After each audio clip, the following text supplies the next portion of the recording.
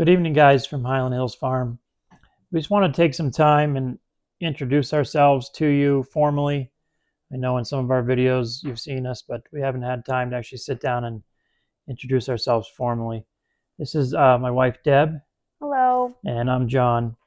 And we just kind of wanted to share our homesteading story, and hopefully it inspires some people who may be thinking about it and just it seems impossible to do, but we just kind of want to share with you the kind of struggles that we faced and kind of the hopes and dreams that we have. So originally we're from the state of Maine. We moved to Southwest Virginia in July of 2021. Our anticipation was that we were going to move down this way in 2020. And when COVID hit,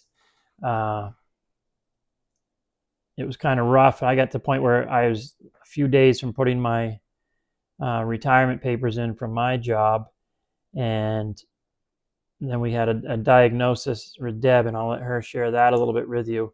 It kind of put a damper in our plans for a while until she was healthy, but I'll let her share her story with you. So our son Colin was just turning 5 years old. He's now 9. And I was diagnosed with invasive ductal carcinoma, which is a form of breast cancer. I was 38 years old, so it was pretty difficult for us all. We immediately started connecting with doctors and specialists to, figure out what my treatment plan was. And at that moment, we ended up needing to put a hold on moving because we needed to stay where we were with doctors that knew who I was and knew my history and things like that. So I went through some pretty intensive treatments. I had, 2 different rounds of chemotherapy. They call the first round the Red Devil. And then I went through a second round of chemotherapy. I can't even remember, John, how many full treatments that I had. 15 or 16 treatments. It was about 15 or 16 weeks. So yeah, and then immediately following those chemotherapy treatments, I had 25 rounds of radiation therapy that were conducted every day, Monday through Friday. Prior to any of my chemotherapy or radiation, I did have a left mastectomy and several other surgeries that were kind of related to my cancer treatment between, I think it was July 14th was my diagnosis. And by July, maybe the following year, I was finished with all of my treatment and given a go-ahead from my doctors to move and relocate here in Virginia. And, our story continues from there. So we certainly had some struggles. Growing up or living in Maine, we lived in a development. I'd always wanted a farm. When I was a kid, we had a small little farm. We had a garden and chickens and sheep and stuff like that. And I kind of missed that. My parents kind of instilled that in me, I guess, when I was young. And my hope was to always get a farm. And where we lived, it just wasn't feasible. The land in coastal Maine, which is where we lived, is very expensive. It just wasn't going to be affordable for us. So it was kind of a dream we'd had for a while, and just kind of suffered through it, living in a development on about an acre lot. And we still had some chickens and honeybees and a very small garden, but it wasn't enough. And so we decided to just up and pick up. I retired in July, and I think in 6 days or so, we hadn't even sold the house. We just packed everything up and headed to Southwest Virginia. The piece of property we had seen, that we're on now, we had seen it was for sale right about the time of Deb's diagnosis, and it had sold. And it came back up on the market again when we were down here, when we moved down here. So I really think with everything that kind of we went through, it was really kind of God's will that we were here. He brought Debbie through a horrible medical condition and guided us back to the same piece of property, which we think is pretty unique. And we had looked around at some other properties, but we kind of said to each other that if the good Lord wants us to have that piece of property, we'll give it 2 weeks and we'll make an offer on it. And here we are. So we have about a little over 18 acres here in Southwest Virginia. We've only been at this. We bought the land in August of 2021. Our home was finished about April of 2022. We weren't really even living here yet. We'd already put in the garden. We'd got the tractor, which you've seen in some of the other videos. Bought a brand new tractor with all the attachments and equipment that you would need to do this. And we started right off. We didn't even have a house here yet. We already started doing some gardening. So kind of the reason why we homestead, I think that I'd always wanted to be more self-sufficient, and I think COVID really kind of pounded that into us, that we saw the break in how easily the supply chain is broken, and people start scrambling for things and shelves are empty. And that really kind of solidified it for us that we wanted to be, we probably can't ever be 100% self-sufficient. Well, that would be nice, but we're going to try to get as close to that as we possibly can. And that's our goal here for our homestead. And we have a lot of plans in the future. This last year and a half, we did quite a bit. We introduced the cows, which required building the barn and putting in all the fencing. We built the chicken coop and chickens. We expanded our garden to include raised beds, which we're going to continue to expand and add more and more of those this year. We put in 16 fruit trees. They're all fairly young, so it will be a few years before we see anything out of them. We do have a few older apple trees on our property, and we unfortunately lost the best producing one during Hurricane Helene that went through here. So we've had some struggles down here as well. Hurricane Helene was probably the biggest. We got over 11 inches of rain here in a little under 24 hours, and it about completely flooded out the cow pastures. They were walking in water up to their knees, and it was running through there hard enough where it was very hard to even stand up. So they suffered a little bit of damage down in the fields, a lot of gravel and stuff. We were kind of stuck here for a little over a day until we could get the tractor down and fill in gullies and washouts that completely washed a section of our road out. So we've had some struggles. This winter in particular is the hardest winter we've seen.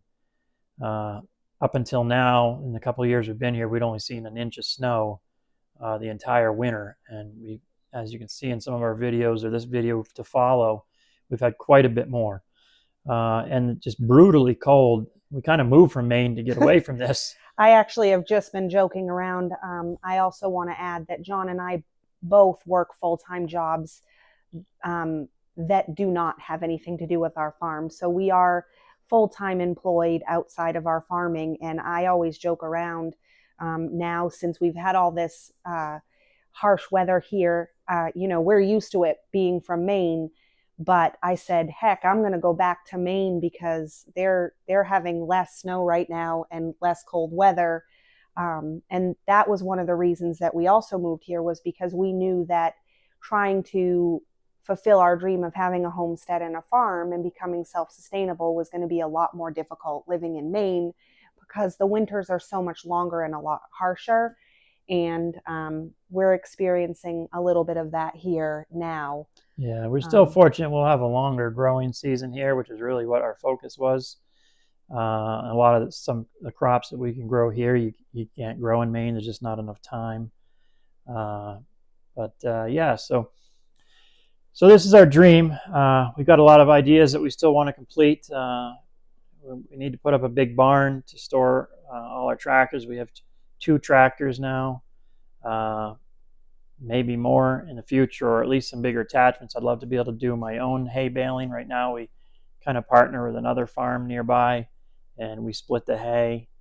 But eventually I'd like to be kind of more independent and be able to do most of it on our own.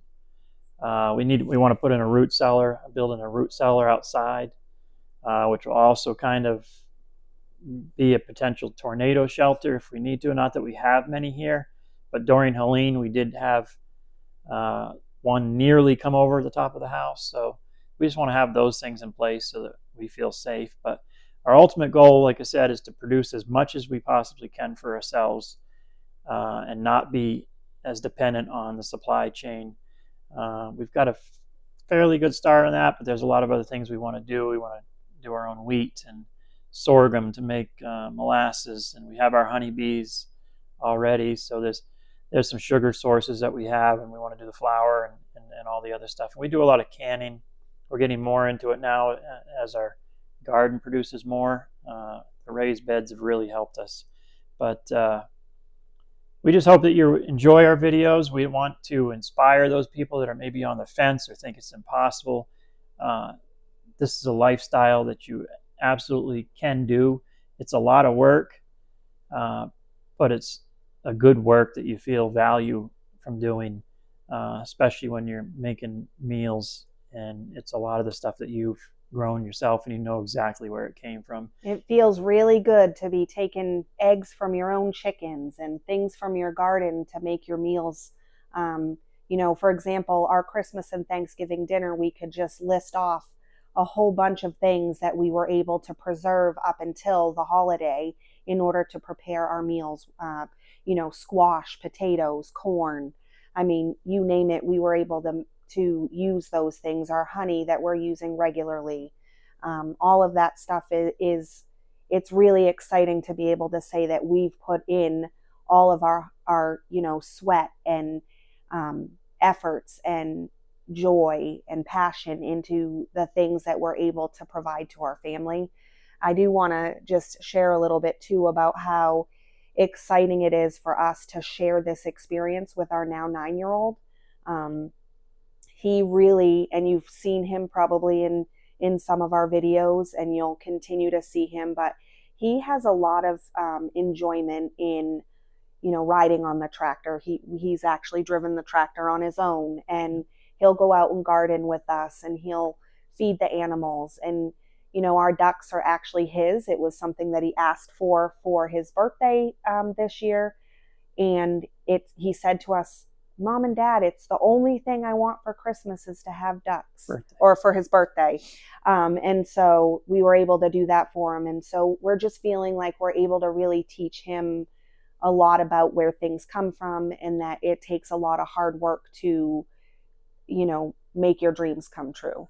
But I think it also, you know, for him, it'll teach that there's more things than just internet and stuff like that. I think a lot of kids get stuck in that today, and they lose all these skills that aren't passed down to learn how to actually survive. And that's something that we want to instill in him, so that maybe he'll want to carry this on when we're gone. But yeah, so we just wanted to do videos, mostly to kind of inspire people to do this. Also, we kind of think it is neat to have an online location where our videos will be stored forever, so that when we're old and gone, our kids can look back and watch these videos and be able to relive what we're doing today. But yeah, so we just want to inspire people. You can do this 100%.